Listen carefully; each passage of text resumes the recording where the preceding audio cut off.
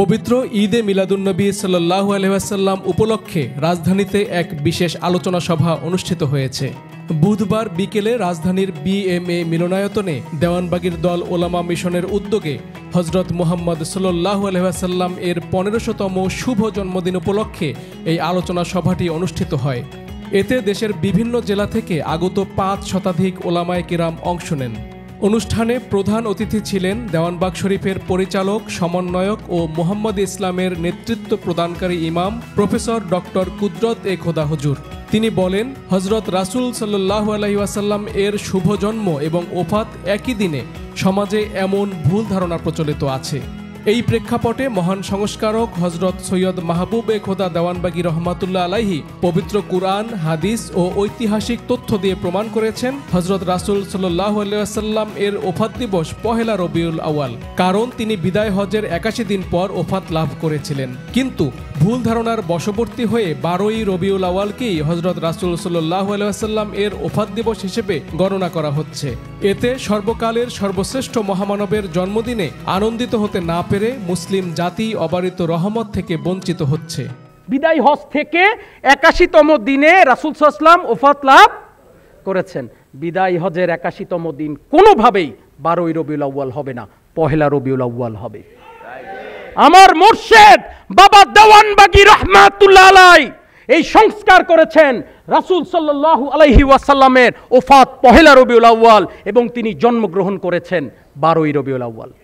রাসূলের জন্মদিন পালনের মাধ্যমে আমরা স্মরণ করি রাসূলকে, মিলাদ পড়ি না, কিয়াম করি না, সালাম জানাই না, দুরূদ পাঠ করি না।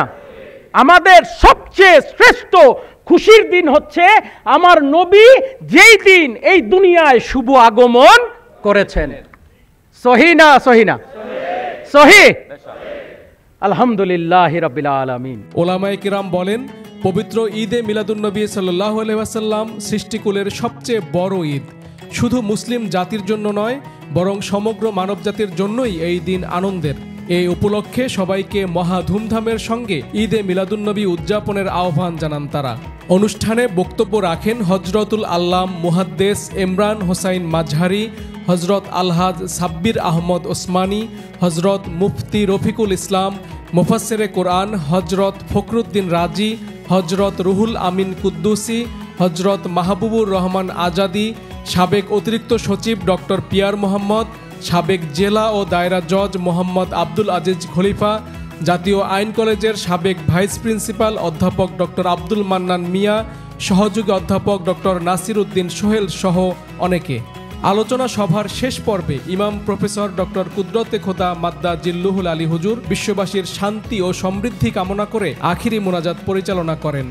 ওগো দয়াল মাওলা, দয়াল খোদা, আমরা কতিপয় গোলামেরা তোমার বন্ধু নবী মুহাম্মদ মুস্তাফা আহমদ মুস্তফা সাল্লাল্লাহু আলাইহি সাল্লামের শুভ জন্মদিন স্মরণে এই আলোচনা সভার আয়োজন করেছি।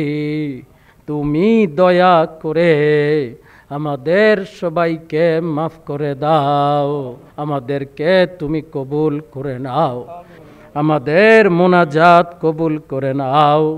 আমিন সুম্মা আমিন। বাহাক্কে লা ইলাহা ইল্লাল্লাহু মুহাম্মাদুর রাসূলুল্লাহ সাল্লাল্লাহু আলাইহি ওয়াসাল্লাম।